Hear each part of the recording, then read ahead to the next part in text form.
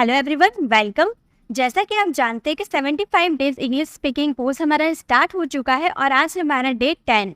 Day 1 से अगर आपने वीडियो देखते स्टार्ट नहीं किया तो आप डे 1 से डे 9 तक वाली वीडियो जरूर विजिट कर लीजिएगा, क्योंकि आप लोगों को ये तो पता है कि हम लोग अलग अलग टॉपिक को कवर करने वाले हैं। 75 डेज तक हम बिल्कुल अलग अलग टॉपिक को कवर करने वाले हैं, तो हर टॉपिक को आपको प्रॉपर्ली वॉच करना होगा, तभी आपकी ग्रामर में पकड़ मजबूत हो पाएगी। तो आज हमारा डे 10 है और आज हम बहुत ही इंटरेस्टिंग टॉपिक को कवर करने वाले हैं। आज हम बस 3 वर्ड्स को करने वाले, 3 वर्ड्स। अब उन 3 वर्ड्स ऐसे वर्ड्स है जिसका यूज आप अपनी डे टू डे कॉन्वर्सेशन में करते हैं, लेकिन इसके सेंटेंसेस को कैसे फॉर्म किया जाता है ये आपको नहीं पता। मे बी आप इसका यूज करना जानते होंगे, लेकिन ये किस सिचुएशन में यूज होता है, कैसे यूज होता है, कहाँ यूज होता है, कैसे वर्ब्स के फॉर्म लगते हैं, ये शायद आपको नहीं पता होगा। तो अगर आप आज की इस वीडियो को पूरा देखते हैं तो ये 3 वर्ड्स है ना, इसको आप पूरे डिटेल में जान जाओगे। पूरे अच्छी तरह से मैं आपको समझाने वाली हूँ। अगर ये अपनी डे टू डे कॉन्वर्सेशन में इन 3 वर्ड्स को अगर आपको यूज करना है तो आपको वीडियो में एंड तक बने रहना है। बहुत ही ईजी है बट बहुत ही ज्यादा इंपॉर्टेंट है। तो हमारा 3 वर्ड्स क्या है?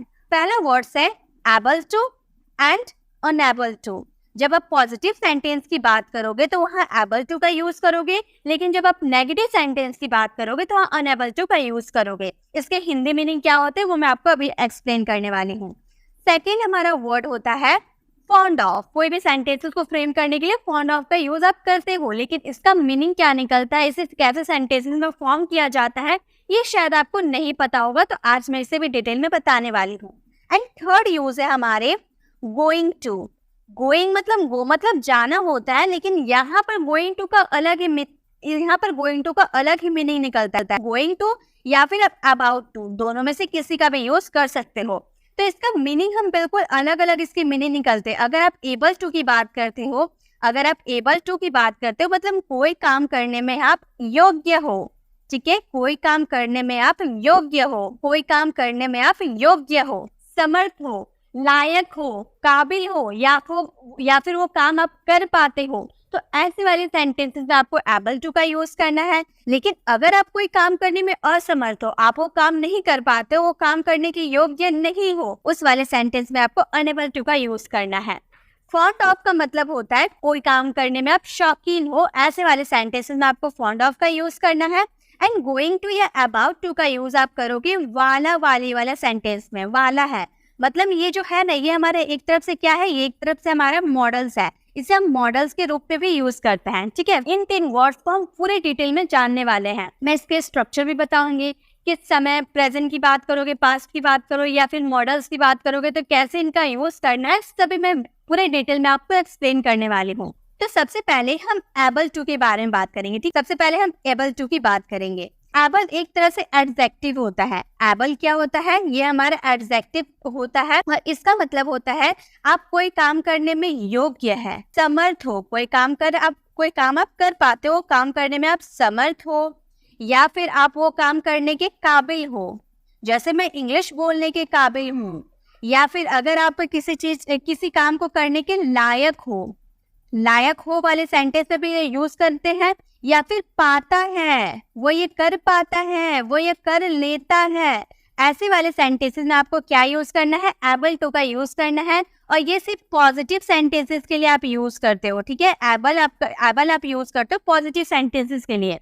इसके स्ट्रक्चर कैसे कैसे हो सकते हैं वो मैं आपको एक्सप्लेन करती हूँ।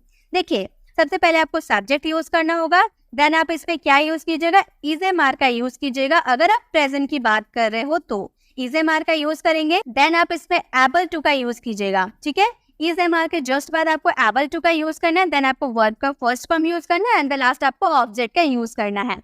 ये तो हम लोगों ने प्रेजेंट की बात करी। प्रेजेंट में हम इस स्ट्रक्चर को फॉलो करेंगे। अगर हम पास्ट की बात किए तो पास्ट में आपको यूज करना है वॉज या फिर वर का। ठीक है, पास्ट के लिए वॉज या वर का यूज कर सकते हो। अगर हम फ्यूचर की बात करें तो फ्यूचर में क्या यूज करेंगे? विल बी का यूज करेंगे। ठीक है, फ्यूचर के लिए विल बी का यूज करेंगे। अगर आप ऐसा सेंटेंस बोलते हो मैं इंग्लिश बोलने में योग्य हो सकता हूँ, तो हो सकता हूँ वाला सेंटेंस के लिए आपको क्या यूज करना है? कैन बी का यूज करना है। हो सकता हूँ के लिए कैन बी का यूज करेंगे। लेकिन अगर हम बोले मैं इंग्लिश बोलने में योग्य हो सकता था, पास्ट में अगर हम बात करेंगे तो हम वहां पर क्या यूज करेंगे? कुड बी का यूज करेंगे पास्ट के लिए।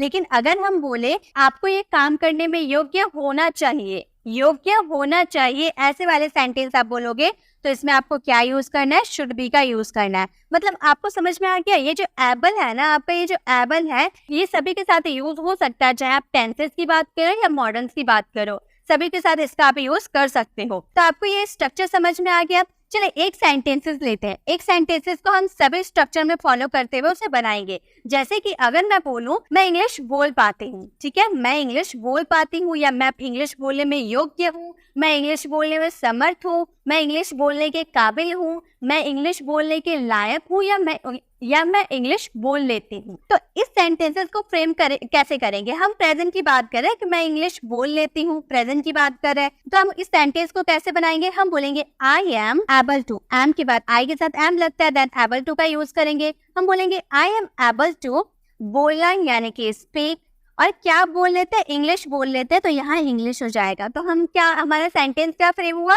मैं इंग्लिश बोल लेती हूँ, I am able to speak English. अगर मैं बोलूँ कि मैं इंग्लिश बोल लेती थी, तो अगर मैं पास्ट में बोलूंगी तो यहाँ पर आई के साथ क्या लगा दूंगी? वॉज लगा दूंगी। अगर मैं फ्यूचर में बोलूँ कि मैं इंग्लिश बोलने के काबिल होंगी, मैं इंग्लिश बोलने के योग्य होंगी, आने वाले समय में मैं इंग्लिश बोल पाऊंगी, ऐसे वाले सेंटेंसेस बोलेंगे तो वहाँ पे क्या यूज करेंगे?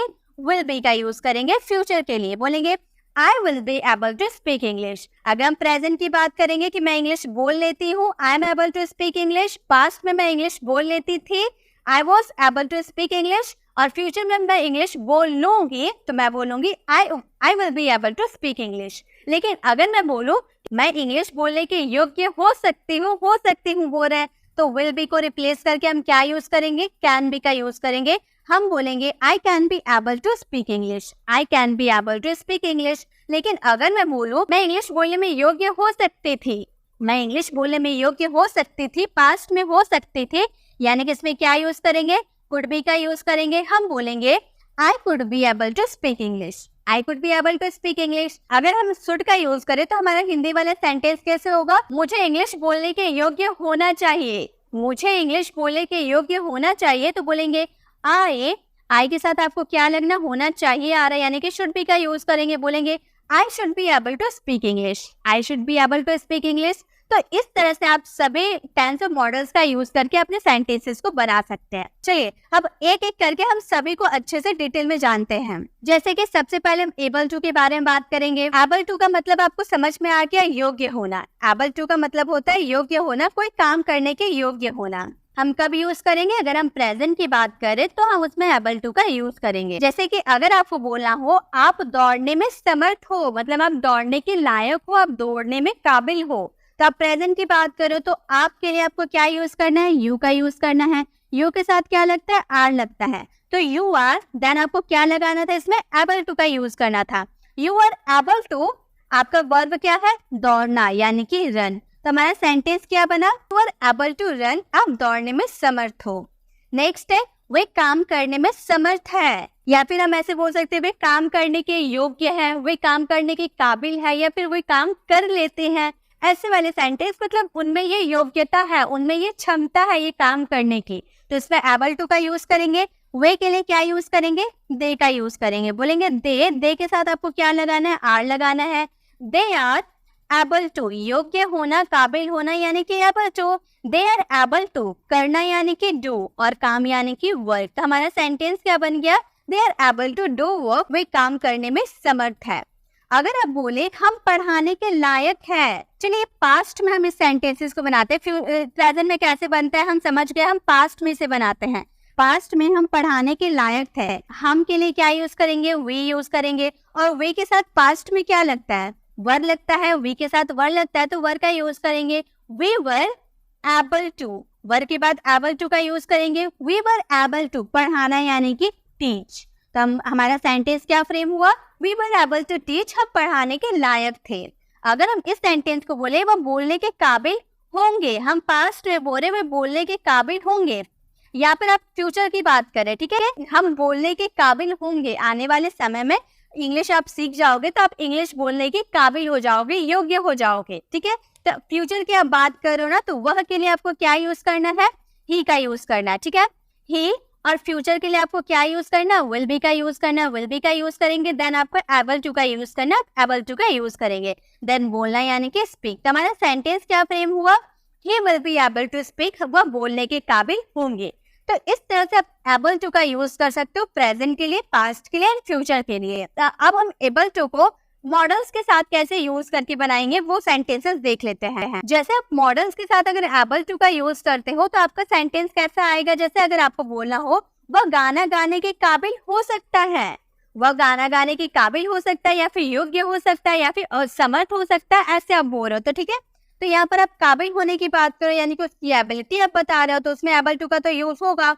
और हो सकता है यानी कि इसमें क्या यूज होगा, कैन का यूज होगा। तो हम बोलेंगे वह, यानी कि आप किसी बॉय की बात करो तो ही लगाएंगे, ही कैन बी, देन योग्य होना यानी कि एबल टू का यूज करेंगे, he can be able to गाना गाने यानी कि सिंग अ सॉन्ग।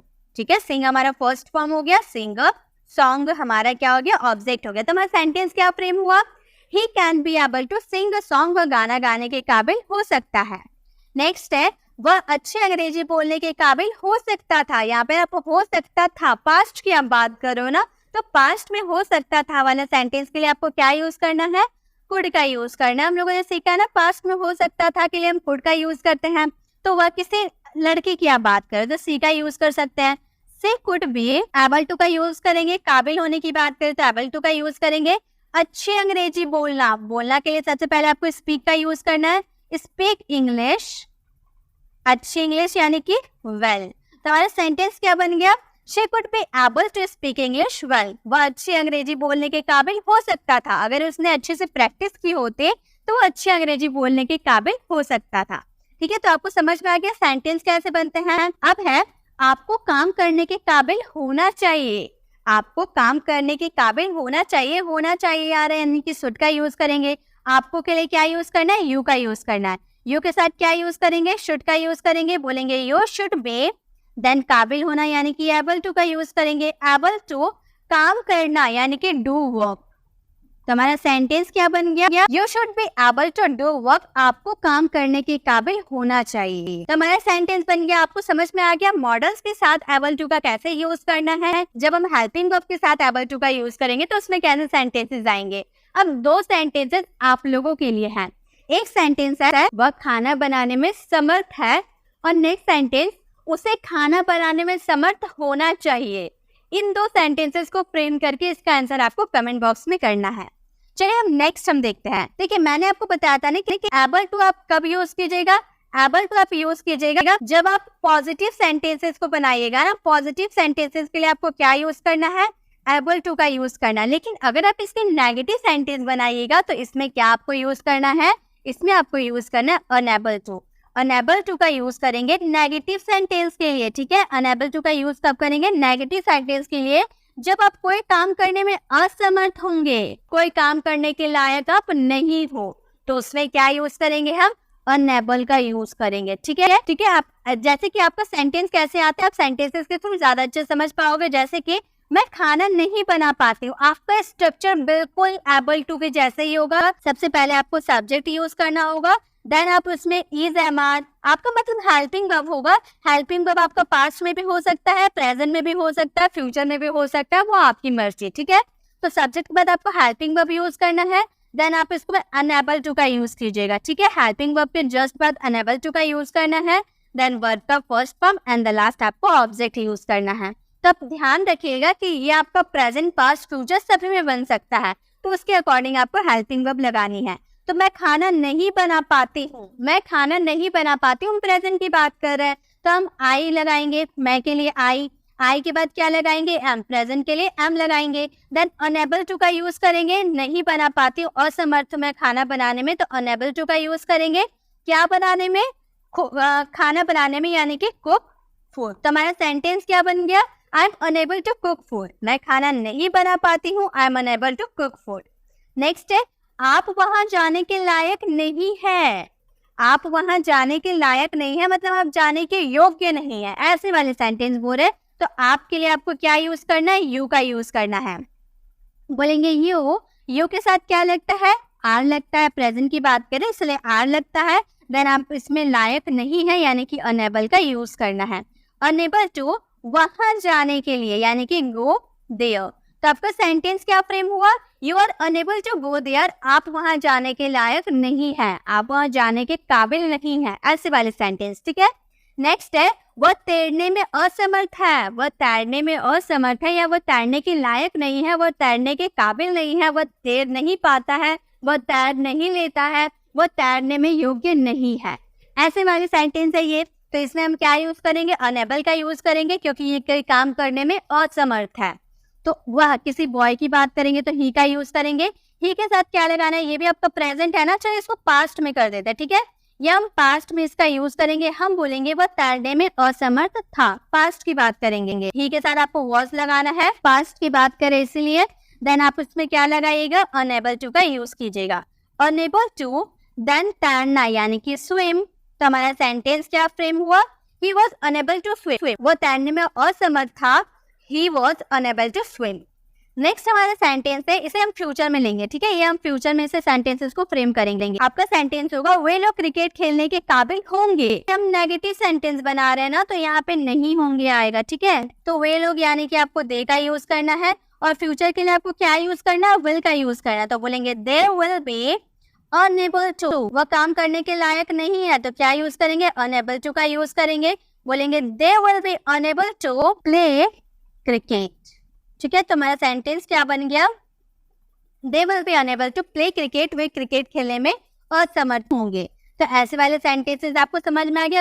अगर आप पॉजिटिव सेंटेंस बनाओगे तो उसमें एबल टू का यूज करोगे, अगर आप नेगेटिव सेंटेंस बनाते हो तो अनेबल टू का यूज करोगे। ये दो हो गए कंप्लीट। अब हम बात करेंगे फॉन्ड ऑफ की। फॉन्ड ऑफ का मतलब क्या होता है, फॉन्ड ऑफ का मतलब होता है शौकीन होना। फॉन्ड ऑफ का मतलब क्या होता है, शौकीन होना, कोई काम करने में आप शौकीन हैं। जो इसका स्ट्रक्चर क्या होता है, मैं आपको स्ट्रक्चर भी बता रही। सबसे पहले आपको सब्जेक्ट यूज करना है, देन आप हेल्पिंग वर्ब यूज कीजिएगा। हेल्पिंग वर्ब आपका कुछ भी आ सकता है, प्रेजेंट के लिए इज वर्ब, पास्ट के लिए वाज वर्ब और फ्यूचर के लिए विल बी। ठीक है, तो हेल्पिंग वर्ब यूज करेंगे अपने टेंस और सब्जेक्ट के अकॉर्डिंग। देन आपको इसमें क्या यूज करना है, फॉन्ड ऑफ का यूज करना है। ठीक है, फॉन्ड ऑफ का यूज करने के बाद इसमें आपको वर्ब का फोर्थ फॉर्म यूज करना है। ठीक है, वर्ब का फोर्थ फॉर्म के बाद आपको इसमें ऑब्जेक्ट का यूज करना है। तो आप याद रखिएगा कि ये एज अ नाउन यूज होता है, fond of as a noun के रूप में हम इसे यूज करते हैं। ठीक है, तो यहाँ पे आप वर्ब के फोर्थ फॉर्म का यूज कीजिएगा। अब आप बोलेगा मैम हमें कैसे याद रहेगा, हम कैसे याद करेंगे कि फॉन्ड ऑफ के साथ वर्ब का फोर्थ फॉर्म लगता है। तो गाइस बहुत ही इजी ट्रिक है, याद हो। अगर आपको याद होगा तो मैंने आपको प्रेपोजिशन में करवाया था कि कोई भी प्रेपोजिशन के बाद आने वाला वर्ब हमेशा वर्ब का फोर्थ फॉर्म रहता है। तो यहाँ जो आपका ऑफ दिख रहा ना, तो ये तो प्रेपोजिशन है, तो प्रेपोजिशन के बाद आने वाला वर्ब क्या रहेगा, वर्ब का फोर्थ फॉर्म ही तो रहेगा। तो आप ऐसे याद कर सकते हो कि प्रेपोजिशन के बाद आने वाला जो भी वर्ब होगा वो हमेशा वर्ब का फोर्थ फॉर्म के रूप में ही लिखा जाएगा। ठीक है, तो ऑफ हमारा प्रेपोजिशन था, इसलिए उसके बाद वाला आने वाला वर्ब हमारा वर्ब का फोर्थ फॉर्म हुआ। जैसे अगर आपको कहना हो मुझे क्रिकेट खेलने का शौक है, मतलब आप क्रिकेट खेलने में शौकीन हो, तो मुझे यानी कि क्या यूज करेंगे, आई का यूज करेंगे। बोलेंगे आई के बाद क्या लगाएंगे, आई के साथ एम लगता है तो एम लगाएंगे। देन फॉन्ड ऑफ का यूज करना है आपको। ठीक है, आई एम फॉन्ड ऑफ। देखिए इसमें क्या होगा ना, आपका इसमें वर्ब अगर आएगा तो आप वर्ब यूज कीजिएगा, नहीं तो आप डायरेक्ट ऑब्जेक्ट का भी यूज कर सकते हो। ठीक है, आप इसमें वर्ब का यूज करो या ना करो वो आपकी मर्जी है। अगर आपके सेंटेंस में कोई एक्शन होगा तो आप वर्ब यूज कीजिएगा, अगर आपके सेंटेंस में एक्शन नहीं होगा तो वर्ब यूज नहीं करेंगे, डायरेक्ट ऑब्जेक्ट लिख देंगे। तो यहाँ पे इस सेंटेंस में क्या आपको एक्शन दिख रहा है, इसमें कोई एक्शन हो रहा है, मुझे क्रिकेट खेलने का शौक है, शौक होना कोई एक्शन तो नहीं है, तो इसमें हम वर्ब का यूज नहीं करेंगे।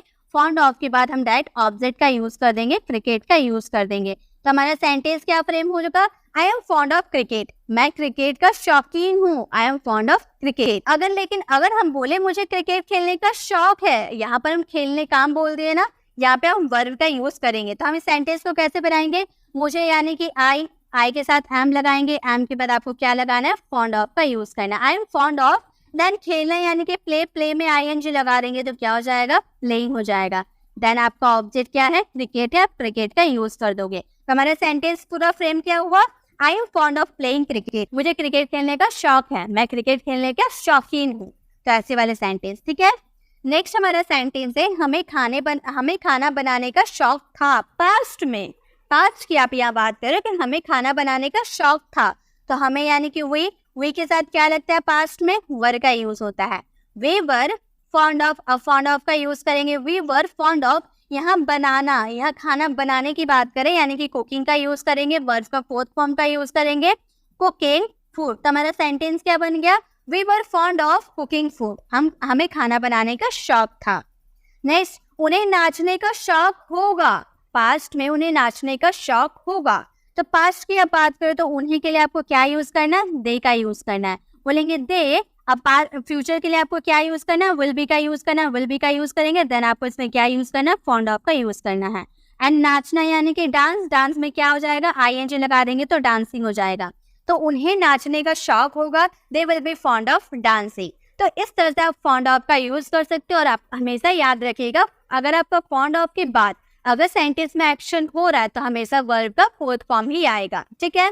तो आपको फॉन्ड ऑफ भी समझ में आ गया गाइस। आई होप आपको मजा आ रहा होगा सीखने में। ये बहुत ही स्पेशल स्ट्रक्चर है, आपको इसे ध्यान में रखना होगा। आप इसे डे टू डे कॉन्वर्सेशन में यूज भी कर सकते हो। मुझे आइसक्रीम खाने का शौक है, मुझे साइकिल चलाने का शौक है, मुझे कंप्यूटर चलाने का शौक है, मैं खाना बनाने में समर्थ हूँ, मैं दौड़ने में समर्थ हूँ, या फिर मैं खाना बनाने में असमर्थ हूँ, पढ़ाई करने में असमर्थ हूँ। तो ऐसे वाले सेंटेंसेस आपको बनाने होते हैं तो आप इसका यूज कर सकते हो। तो आई होप आपको पसंद आ रहा होगा। मे भी आप लाइक करना भूल गए होंगे तो आप लाइक जरूर कर दें, क्योंकि आप लोगों के लाइक से हमें पता चलती है कि आपको किस टाइप की वीडियोस पसंद आती है, ताकि हम उसी टाइप की वीडियोस आप लोगों के लिए लाते रहे।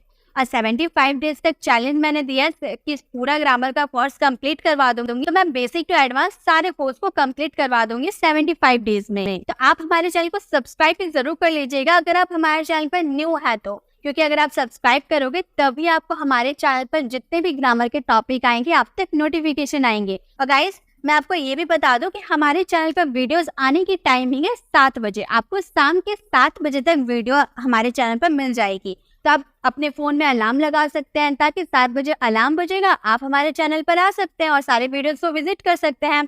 और सब्सक्राइब करके जो बेल आइकॉन है ना, उसे क्लिक करके ऑल नोटिफिकेशन जरूर क्लिक कीजिएगा, तभी आप तक नोटिफिकेशन जाएगी। बहुत लोगों की एक कमेंट आती है कि मैम हमारे पास नोटिफिकेशन नहीं आई। तो गाइज, आप ऑल नोटिफिकेशन जरूर क्लिक कीजिएगा, तभी आप तक नोटिफिकेशन जाएगी।